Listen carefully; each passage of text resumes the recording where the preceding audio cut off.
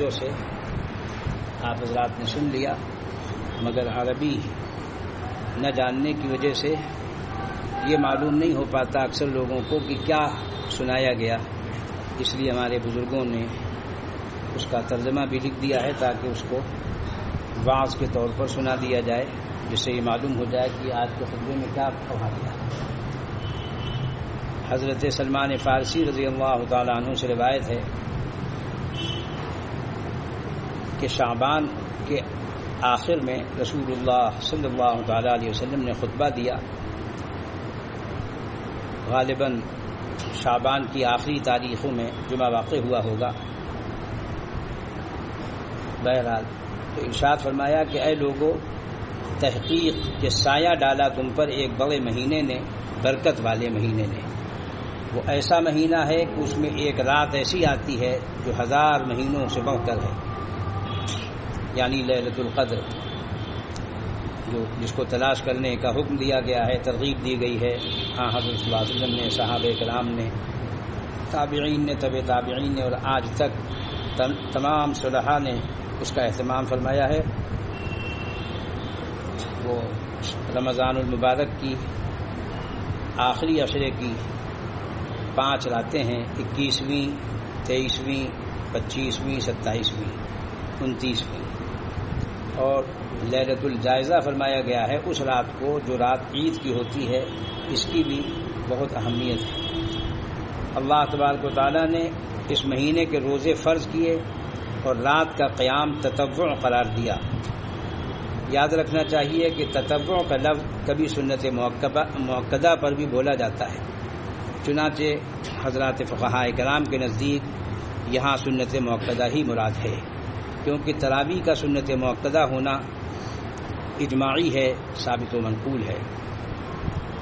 جس نے اس مہینے میں کوئی نیک خصلت، کوئی نیک کام نوافل کے قبیل سے ادا کیا تو وہ اس کے مانند ہوتا ہے جس نے رمضان کے علاوہ کسی دوسرے مہینے میں کوئی فرض ادا کیا ہو، اور جس نے اس مہینے میں کوئی فرض ادا کیا تو ایسا ہوتا ہے جیسا کہ اور دنوں میں 70 فرض ادا کیے ہوں۔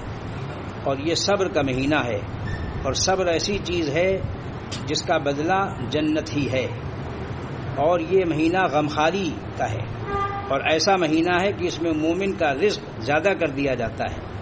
جس نے اس میں روزے دار کو افطار کرایا تو اس کو گناہوں سے بخشش اور دوزخ کی آگ سے نجات حاصل ہوگی، اور اس کو روزے دار کے برابر ثواب ملے گا، بغیر اس کے کہ روزے دار کے ثواب میں کوئی کمی کی جائے۔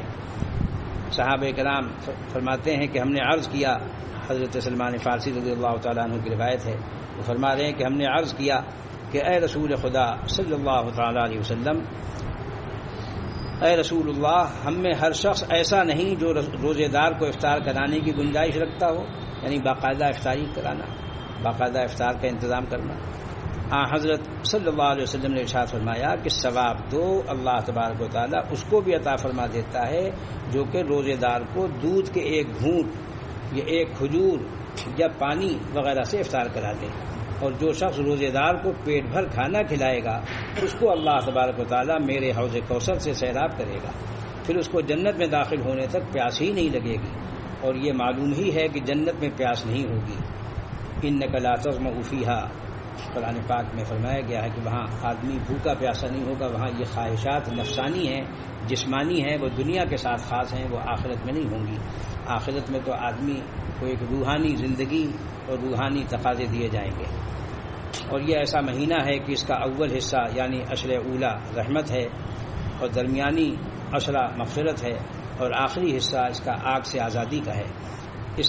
جس نے اس مہینے میں اپنے نوکر چاکر سے بوجھ ہلکا کیا، پہلے باندی غلام ہوا کرتے تھے، آج کل بھی نوکر چاکر سب کیا ہوتے ہیں، عام طور پر جو صاحب حیثیت ہوتے ہیں ان کو اس کا خیال رکھنا چاہیے، یعنی ان سے خدمت لینے میں تخفیف کر دی، ہلکا کر دیا ان کے کام کو، ان کے بوجھ کو، تو اللہ تبارک و تعالیٰ بخش دے گا اور دوزخ کی آگ سے آزاد کر دے گا۔ اللہ تبارک و تعالیٰ کا ارشاد ہے، قرآن پاک کی مشہور آیت ہے، یا ایھا الذین آمنوا کتب علیکم الصیام، کہ اے مومنو فرض کیے گئے تم پر روزے جیسا کہ فرض کیے گئے تھے تم سے پہلے لوگوں پر، تاکہ تم بچو گناہوں سے اور دوزخ کی آگ سے۔ تو معلوم ہوا کہ ایمان اور عمل صالح کا اہتمام جتنا ہوگا اتنا ہی آدمی کو رحمت، مغفرت اور دوزخ سے آزادی نصیب ہوگی۔ بہت عمدہ بات کہی ہے ہمارے حضرت اکبر الہ آبادی مرحوم نے، قوم ہے قرآن سے، مومن کس سے ہے؟ قرآن سے ہے، قرآن نہیں تو مومن نہیں ہے۔ قوم ہے قرآن سے، قرآن رخصت قوم گم۔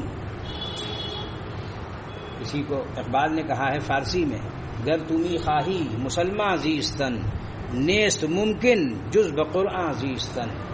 اگر تم مسلمان مومن ایمان والے بن کر زندہ رہنا چاہتے ہو تو وہ بغیر قرآن کے ممکن نہیں ہے۔ اور قرآن پاک کے بنیادی حق تین، اس کے بہت سارے آداب حقوق ہیں اس کے، مگر بنیادی اس سے نیچے ہے ہی نہیں۔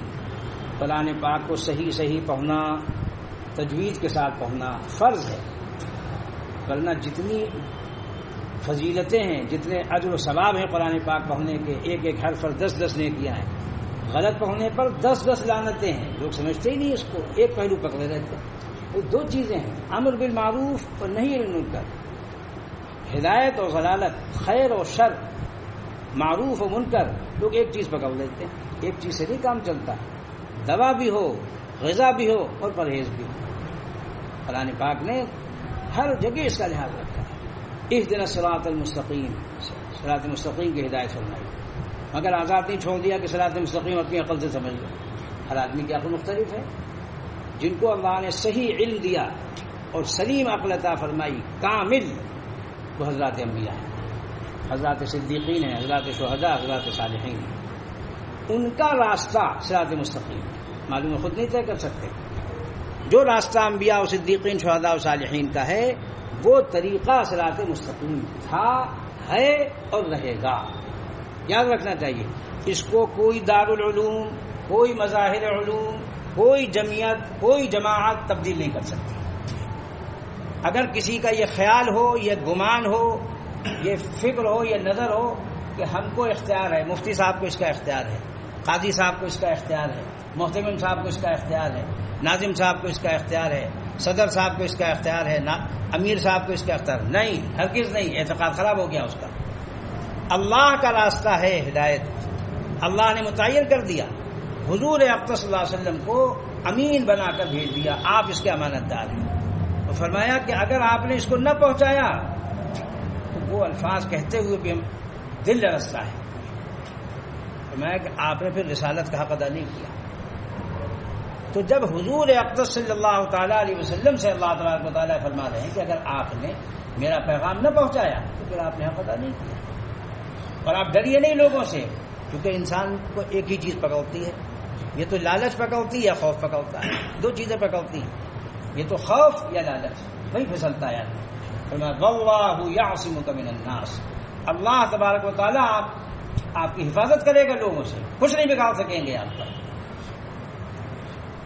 تو یہ اللہ تبارک و تعالیٰ پر ایمان رکھنا، اللہ کے فرشتوں پر ایمان رکھنا، اللہ کے رسولوں پر ایمان رکھنا، اور آخری نبی و رسول آ چکے، اب کوئی نبی و رسول نہیں آتا، آخری کتاب آ چکی، اب کوئی کتاب نہیں آنی، آخری طریقہ حضور صلی اللہ علیہ وسلم کا آ چکا، سنت آ چکی، شریعت اللہ کا قانون آ چکا، اب اس میں کوئی تبدیلی نہیں کر سکتے۔ ہم اسی وقت تک مقبول ہیں جب تک ہم شریعت اور سنت یعنی اللہ کا قانون بیان کرتے رہیں اور رسول اللہ صلی اللہ علیہ وسلم کا طریقہ بیان کرتے رہیں، ورنہ ہم مردود، مقبول نہیں رہ جائیں گے۔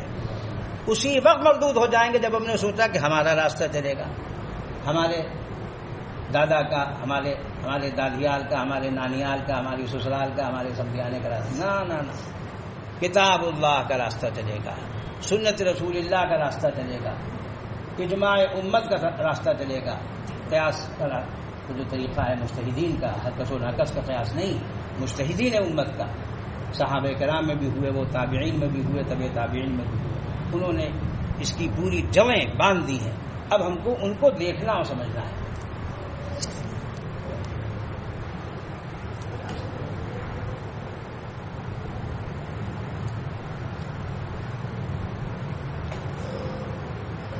تو ارشاد فرمایا کہ مومنوں فرض کیے گئے تم پر روزے جیسا کہ فرض کیے گئے تھے تم سے پہلے لوگوں پر، تاکہ تم بچو گناہوں سے اور دوزخ کی آگ سے۔ تو ایمانیات کا مطلب ہے جتنے عقیدے باطل ہیں ان سے نکلنا ہے، اس کے بغیر ایمان نہیں ہو سکتا۔ کوئی مومن نہیں ہو سکتا وہ کہے کہ اب یہودیت بھی چلے گی، نصرانیت بھی چلے گی، کفر و شرک بھی چلے گا. ایمان نہیں ہے. اور اعمال کا خراب ہوتے ہیں، اخلاق کا خراب ہوتے ہیں. جب آدمی کہے صاحب دیکھیے رافضیوں کا بھی طریقہ ٹھیک ہے، قادیانیوں کا طریقہ بھی ٹھیک ہے، بدعتیوں کا بھی طریقہ ٹھیک ہے، جاہلوں کا طریقہ بھی ٹھیک ہے. ارے یہ کیسے ہو جائے گا ٹھیک بھائی؟ ہم کو اس سے بھی بیزاری کرنی ہے اپنے عمل سے. اگر ایمان یعنی اعتقاد درست نہیں ہے اور عمل درست نہیں ہے تو آدمی کہاں رہا